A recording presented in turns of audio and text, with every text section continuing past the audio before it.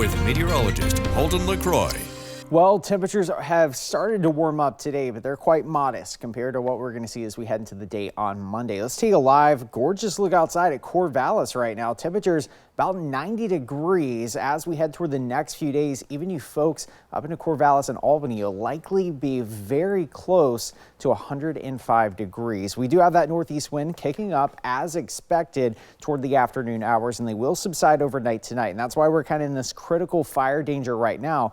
And again, as we head towards tomorrow evening. So we are talking about record heat. Now, it's not all-time record temperatures. The big story about this is the record number of days. We're going to be at 4 to 5 days with temperatures at or above 100 degrees. That's some of the hottest heat we've seen for quite some time. Now, we typically do get up to around 105 degrees or so in areas of the Willamette Valley, but the problem is this 5-day stretch, and it's going to last possibly 6 days as we head towards next week. And that's what's really exacerbated this fire danger across the region. We're extreme across the entire board. The only area that doesn't have that extreme fire danger is out toward the Oregon coast. And even you guys are still in that heightened category as we head into the weekend. That's why we have this red flag warning in effect, and we are expecting windy conditions again tomorrow afternoon.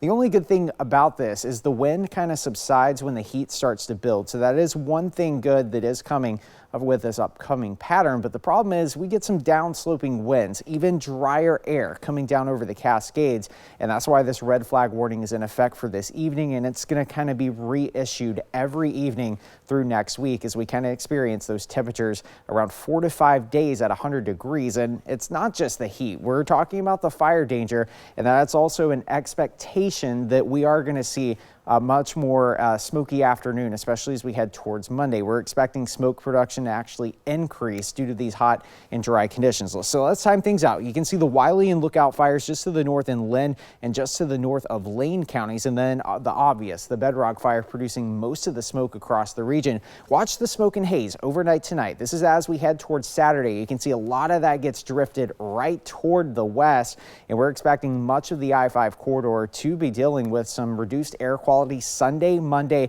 possibly into Tuesday. You can see the easterly flow of winds. It's going to push a lot of that smoke even out toward the Oregon coast. A lot of communities like Florence and Coos Bay will start to see the smoke and haze on the horizon, but eventually we do get those winds to start shifting out of the northwest as we head towards next week, and that should bring some better conditions across the region. And we're seeing these exacerbated winds and dry conditions due to this setup right here. We have high pressure anchored off the coast of the Pacific Northwest, but we have the remnants of Tropical Storm Eugene kind of down toward the south of us, and that's redirecting those winds out of the northeast and kind of enhancing them as they downslope down the Cascades.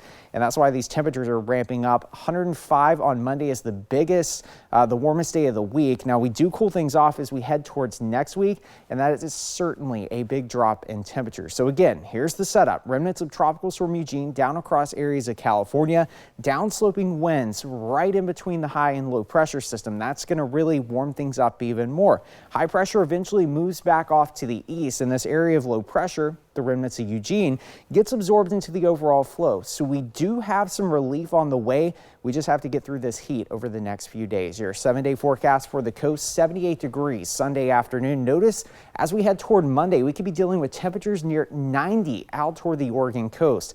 Hot, hot, hot, 108 as we head towards Monday for areas of Roseburg, but then we cool things off, 92. How about that as we head towards Friday for the Cascade passes? Temperatures in the mid-90s, very hot, even up into the Cascades. This is a real issue because this is where a lot of our fires is.